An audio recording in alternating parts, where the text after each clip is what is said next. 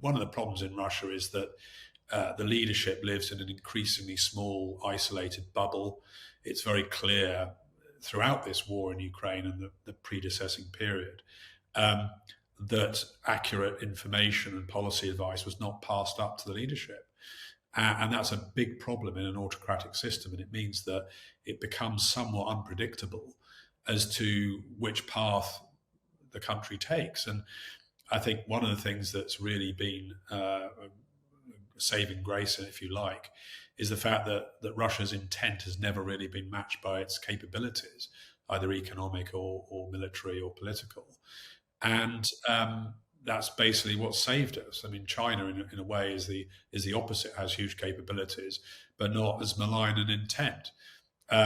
So I think that's how we have to look at Russia, and we have to realize that it's being run by a very small clique of people who are selected as a result of their loyalty to Putin rather than their competence. What do you make of the recent, more hawkish stance taken by the French President Emmanuel Macron, who warns of the prospect of foreign ground troops being deployed to the war in Ukraine, and the British Foreign Secretary's assertion that Ukraine has a right, or had the right, to use weapons provided by Britain on targets inside Russia? I think it's a development in relation to what's happening on the ground. I think for the first time in the last couple of months, certainly we've seen a prospect, not a likelihood, of the Ukrainian defence and the front line collapsing, and what the actual ramifications of that would be, which would be, I think, several million refugees coming into Europe, which would be horrendously difficult to finance and to manage, including politically. So I think there's a realization, perhaps with Macron now, that actually one of Putin's key aims, and this is something I believe for as you know, for a long time, is to undermine and sort of destroy the EU itself. And by working through the likes of Viktor Orban in Hungary and others, that is a real perceived threat now. And of course, Macron is looking strategically at the EU and France's influence and power within that body and seeing it being undermined. What do you make of the fear of escalation that has been kind of warned against by so many leaders in this situation? I mean, you're presumably talking about nuclear exchanges or use of nuclear weapons, or even an attack on the Zaporizhia nuclear power station in that regard. And I think the issue there will be whether the Chinese, in fact, are restraining the Russians on all that. And I think they are. That's certainly what our understanding is. And that's somewhat reassuring. But, one of the problems in Russia is that the leadership lives in an increasingly small, isolated bubble. It's very clear throughout this war in Ukraine and the predecessing period that accurate information and policy advice was not passed up to the leadership. And that's a big problem in an autocratic system. And it means that it becomes somewhat unpredictable as to which path the country takes. And I think one of the things that's really been saving grace, if you like, is the fact that Russia's intent has never really been matched by its capabilities, either economic or military or political. And that's basically what saved us. I mean, China, in a way, is the opposite. Has huge capabilities, but not as malign an intent. So I think that's how we have to look at Russia, and we have to realize that it's being run by a very small clique of people who are selected as a result of their loyalty to Putin rather than their competence, and that the transmission of information upwards and downwards is very difficult, and that's a problem. You recently said that the global geopolitical situation is more worrying to you right now than it has been in the whole of your 40-year career. What worries you the most? What worries me the most, I think, well, several things. One, I don't think democracies, our Western democracies, have really woken up to the fact that we are living in a new era. We are no longer living in the post-communist era where we didn't have to spend a lot of money on security and defence and other things. And there's a sort of sense that there are still quite significant divisions. In Britain, what worries me is our relationship with Europe, and particularly the European Union, which is key to defending ourselves from incursions and instability directed at us by hostile states like Russia and China. So I think we are not particularly well led. I think that the states concerned have got their tails up.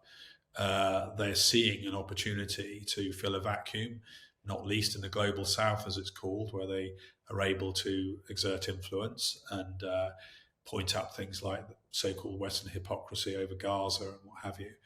So I think that we are, for the first time, certainly in my career, on the back foot in the West, and I think that's very concerning. And if you were at MI6 now on the Russia desk, what would be your priority? I think it would really be to understand the dynamics inside Russia and the leadership, but also to look at what's actually happening in Russia. I mean, there's a lot of things happening in Russia which are kept quiet, which are not publicised.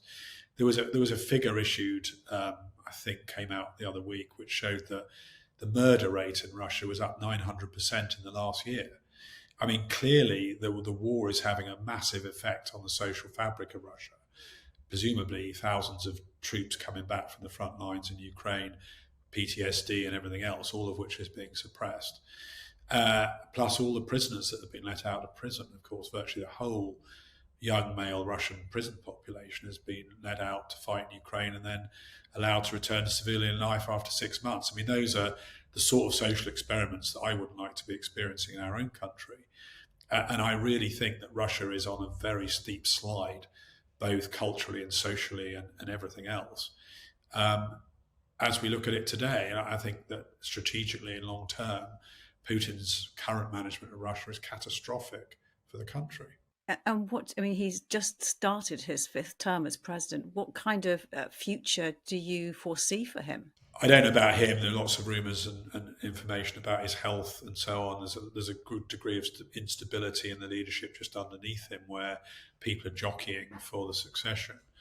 One of the key Russian leaders, Igor Sechin, his son, died a couple of months ago in Moscow in very mysterious circumstances. Plus, you have a lot of the instability around the economy, with people falling out of windows and people having heart attacks in their 50s and all the rest of it. So there's a good deal of instability just under the top leadership circuit. And I think the trend of Russia is to become a vassal state of China, effectively, both economically and politically, which is deeply unpopular amongst the Russian people for whatever reason. And military dependency on the likes of North Korea and Iran. I mean, this is not where your average Russian, even not particularly well-educated Russian, wants the country to be. Most Russians still want the country to be a European power and to have significant relationships with Europe, both economic and social, cultural. You were based in Moscow at one of the more optimistic times for relations between Russia and the West. What hope can you offer for the future now? Not much in the short term, I'm afraid. I mean, I think that if you look at Russian history, often where there's been a war that Russia's been involved in, and it's either lost or is perceived to have lost, then you get reform and regime change. And I think that has to be the hope, that eventually this war, there's a trigger point amongst the Russian people, and the regime changes, as it did after 1905 and it did in the 1850s after the defeat in the Crimean War. That's the sort of circle of Russian history, if you like. It's not a linear history like ours. It's much more of a circular history. So I think the hope is that Russia kind of burns itself out on the battleground in Ukraine, and that we see some kind of regime change leading to reform. But I'm certainly not saying that's inevitable or indeed probable, but it is possible. Chris Steele, it's been good talking to you. Thank you very much for your time. Thank you. You've been watching Frontline for Times Radio with me, Kate Chabot. If you'd like to support us, you can subscribe now or listen to Times Radio or go to thetimes.co.uk. My thanks to our producer, Louis Sykes, and to you for watching. Bye for now.